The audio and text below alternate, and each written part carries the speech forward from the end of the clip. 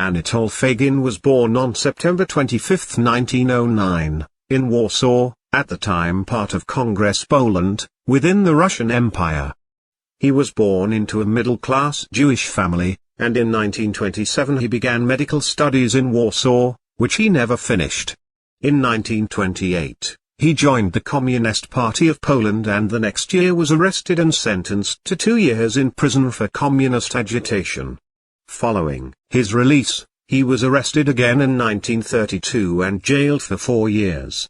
After the outbreak of World War II in 1939, Fejgin escaped to Lvov, in the Soviet occupation zone, and got in touch with the NKVD, and began working for the Soviet authorities. In May 1943 he joined the Soviet-sponsored Polish 1st Tadeusz Kościuszko infantry division, where he was appointed to the rank of propaganda officer.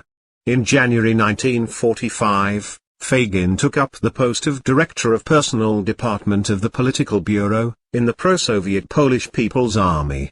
In October 1949, he was moved to the Ministry of Public Security of Poland, where he was appointed the Director of the Special Bureau, which was renamed as the 10th Department in 1951.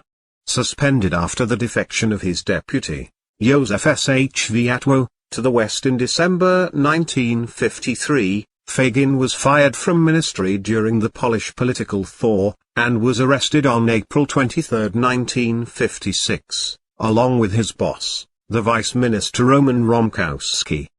He was brought to trial at the end of Poland's Stalinist period, and on November 11, 1957, he was sentenced to 12 years in prison for violations of human rights law and abuse of power, charged along with co-defendants, Romkowski and Józef Rozansky. Fejgin was found guilty of torturing 28 named victims in interrogations, including women and Polish United Workers' Party members. This sentence was upheld by the Supreme Court in 1958.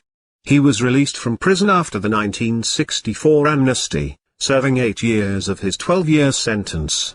In 1985, he became a member of the state-controlled Veterans Association, the Society of Fighters for Freedom and Democracy, and acquired the privileges of a war veteran. In the 1990s, following the collapse of the Soviet Union, he was stripped of the privileges, because of his Stalinist past. He appealed this decision to the Supreme Administrative Court of the Republic of Poland, but was rejected. The court emphasized that Fejgin's post-World War II activities were harmful to the Polish nation and legal system, and should be condemned. At the time of his death in 2002, he was still the subject of investigation by the Institute of National Remembrance for the crimes he committed as an interrogator. He died in Warsaw, on July 28, 2002. He was 92 years old.